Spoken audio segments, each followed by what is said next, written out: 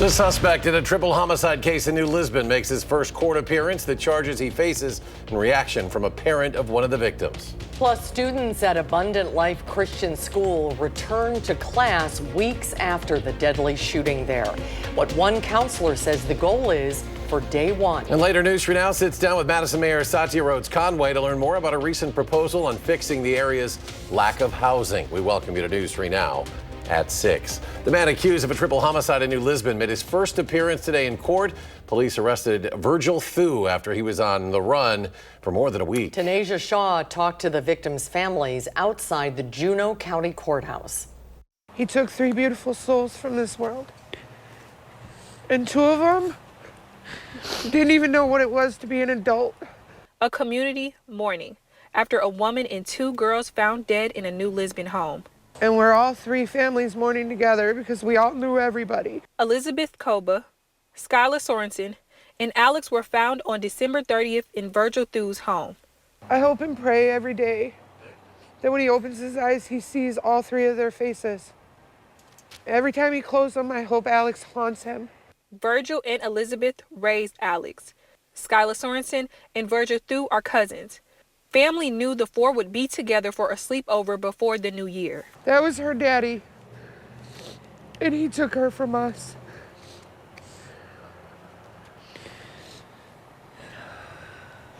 Beth was her mom just as much as I was, because this isn't just about Alex, it's about all 3.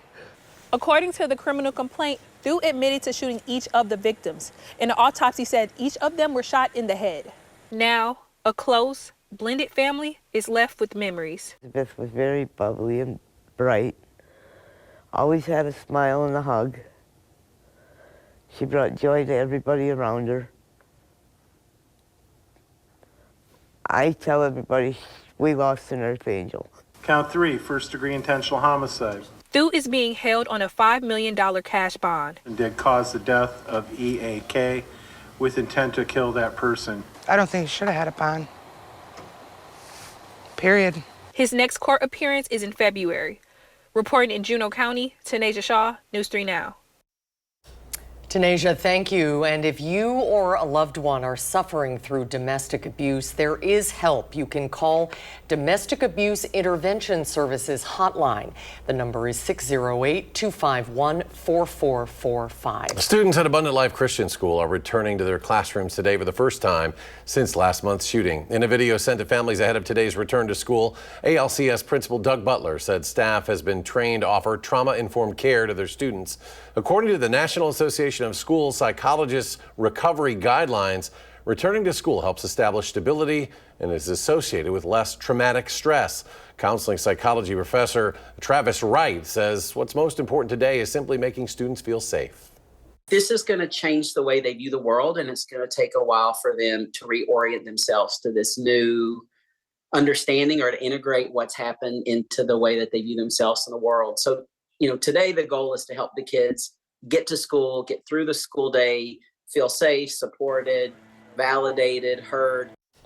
The Office of School Safety has a crisis response and recovery toolkit to support children and adults after a crisis, and we have a link to those resources up right now at channel3000.com. An update to the October homicide in Sun Prairie. The Sun Prairie Police Department is providing us with an image of a vehicle of interest. Police say this car was involved in the deadly shooting near the intersection of Martin and Elm Streets on October 18th of last year. Anyone with information about where this car could be should contact police at 608-837-7336. Madison police are investigating 2 separate incidents in which strangers approached kids on their way to Toki Middle School.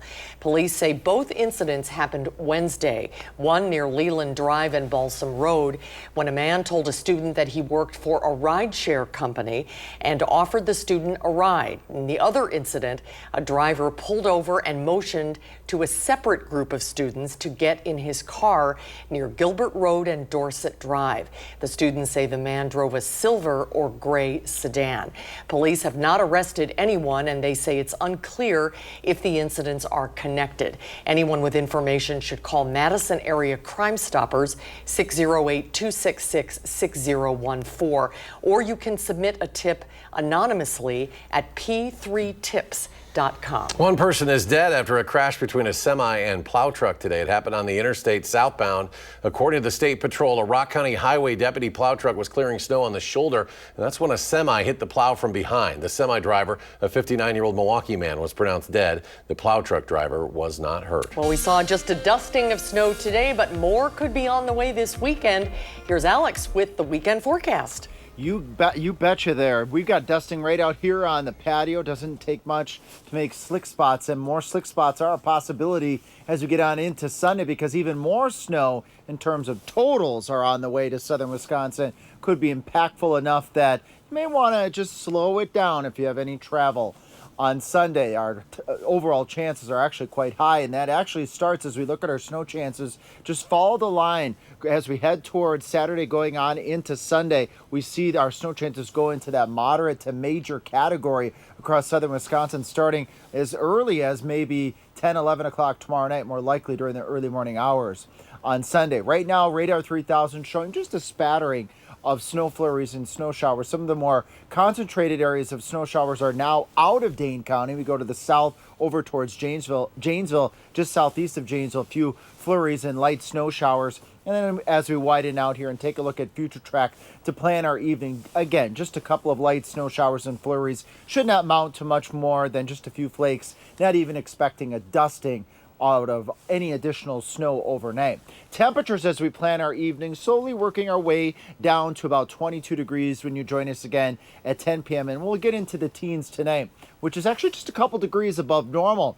Now, we said that Sunday, 1 to 2 inches is on the way to southern Wisconsin with that clipper-like system coming up in Maine weather. We're going to track that from start to finish, but I also want to show you how cold the wind chills are going to get come Monday going into Tuesday. All right, Alex, thank you. Stay up to date, by the way, on the weather with our First Warn Forecast weather app. It has hourly forecasts, road conditions, and the latest radar. You can download it for free in your phone's app store. Just search WISC Weather. Schools across the country, including right here in Wisconsin, have been affected by a cybersecurity breach. Power School says a portion of the students, teachers, and families it serves have had their personally identifiable information impacted. Social security numbers, medical information, and more are impacted. The company says it was made aware of the incident back on December 28th and have been reaching out to affected customers ever since. The Verona Area School District told parents and staff in an email on Wednesday that it has been affected by the incident. UW-Madison's new engineering building is now back on track to getting built. The state's building commission unanimously passed the reallocation of $70 million from a UW-Eau Claire building project. Several other UW projects, the engineering building will get $29 million. UW-Madison hopes to break ground on the building in the spring with an opening set for the fall of 2028. The total cost will be around $419 million. The city of Madison's housing vacancy rate is below the national healthy level. For years, the city has been working to try to fix this issue. Our Ellie LaLiberte sat down with the mayor today to see what her newest proposal could look like. Construction like this isn't anything new for Madison, but it's not quite enough to keep up with just how fast our community is growing. That's where the mayor's new proposed zoning changes come in. The rules don't make sense the way that they are. In years past, the city of Madison has looked to remove barriers to construction to help the housing crisis. Now, it's looking to zoning codes. We've just introduced a package of relatively small changes that are a lot of sort of process improvements or places where staff have seen a bunch of proposals come in. The goal is to make zoning codes easier to understand and more flexible to encourage housing growth. But we're also looking through our ordinances, our zoning code. Are there places where our laws are overly restrictive? The changes would help single-family homes and accessory dwelling units, or an additional unit added to a property. Katie Bannon is the city's zoning administrator, and she says although the changes would be relatively small, every little bit matters when we know we need more housing. She says it could help fill the gap in housing. We'll see a little bit more of the kind of that missing middle, smaller scale apartment development that a lot of people have been hoping to see developed here in Madison.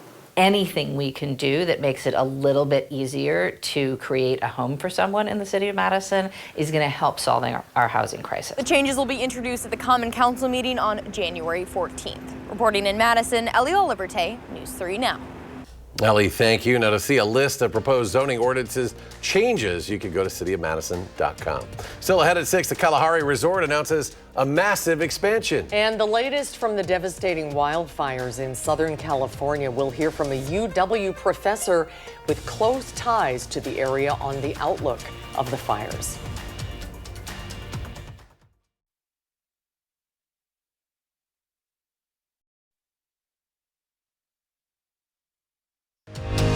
You're watching News 3 Now at 6.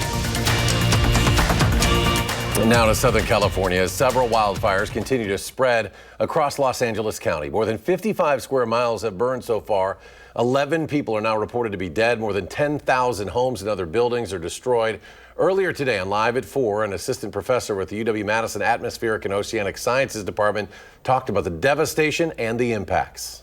California as a whole, the West Coast, has been exposed to a multitude of wildfires over the last few years. And if we go back to even 2020, if we recall the August Complex wildfire, then the Dixie Fire, even before that, the Mendocino Complex fire. So it has been fire after fire, and all these fires have been major. So it takes a lot of time to recover from that. Meanwhile, at the White House, President Biden received a briefing on the wildfire emergency response a day after promising the federal government will cover firefighting costs for the next 6 months. The American Red Cross of Wisconsin is sending help in response to the California wildfires. 4 volunteers and 1 employee are on their way to California.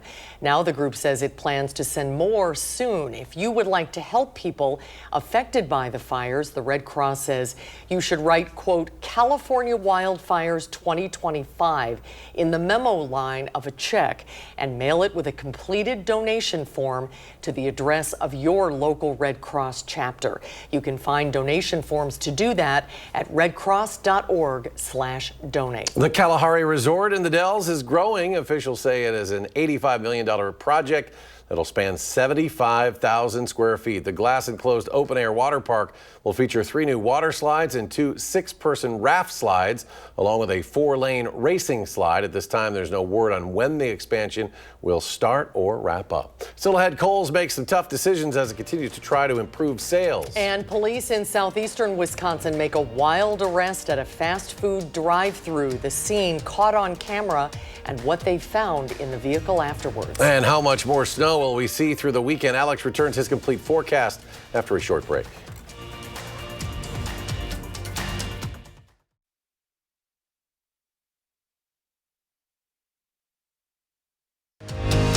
You're watching News 3 Now at 6. A dramatic scene played out last night in the drive-thru of a popular chain restaurant in Brookfield. Police tracked the stolen vehicle to the location, but the driver tried to get away. The incident was caught on police body camera video. Mike Bayermeister reports. Chaos unfolding at this Raising Cane's drive-thru as people were waiting to get their dinner on Wednesday night. A driver was attempting to flee from police. It was all captured on body camera video. Police officers surrounding a white SUV just before 8:30. Turn the car off! Turn the car off now! Watch as the driver reverses into a customer behind them, disobeying commands. Box it in, box it in! He attempts to escape moving forward. They're ramming the squad, they're ramming the squad! That's when you can see a squad car pin the vehicle. Officers move in just seconds after, smashing the rear passenger window. They pull out 2 teenage passengers. One of them, a 16-year-old girl who had been reported missing from Milwaukee. The 21-year-old driver struggles with officers. Police use a taser to get him under control. Stay back! Stay back! Brookfield PD says a 22-year-old man left the scene. They found him nearby and arrested him. Inside the car, police say they discovered an AK-47 style gun, as well as drugs and stolen property. The two men were treated for injuries and taken to the Waukesha County Jail.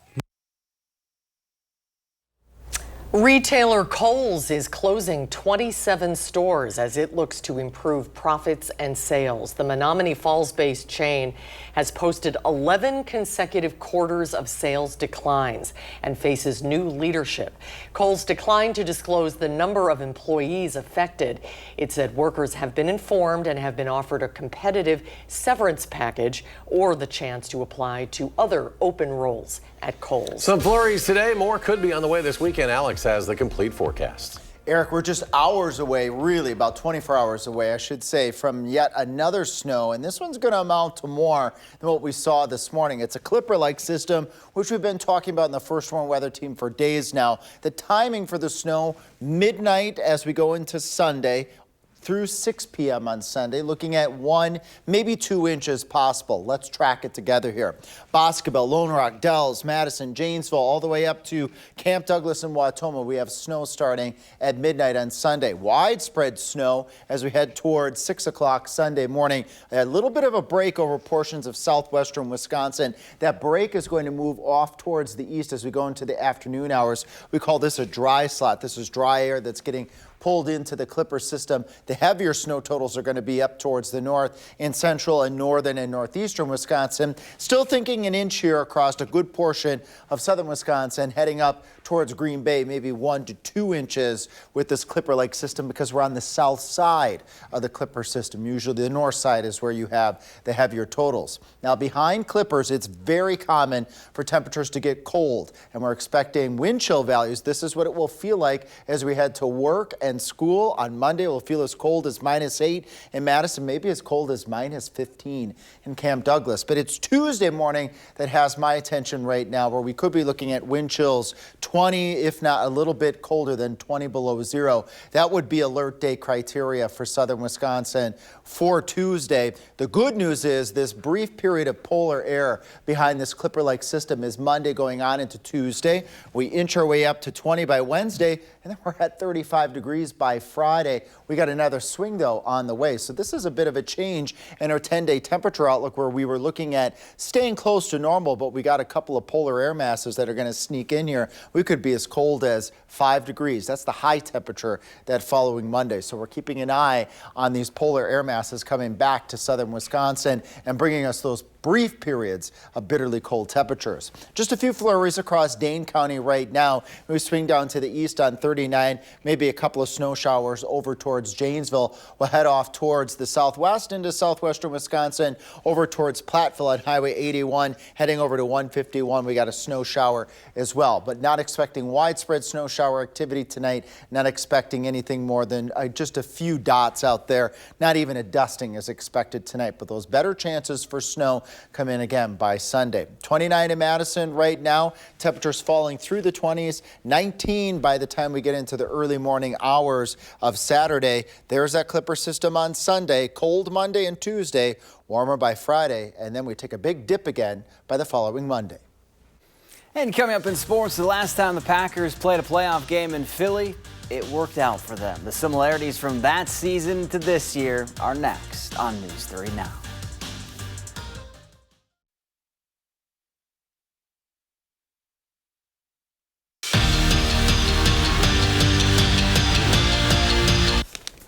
The last time Green Bay went into Philly and won in the playoffs, the season ended with the Packers bringing the Lombardi Trophy back home to Titletown. That year they entered as the lowest seed in the NFC, just like this year and last year. And speaking of last season, this group knows they can win as the 7th seed because they've done it.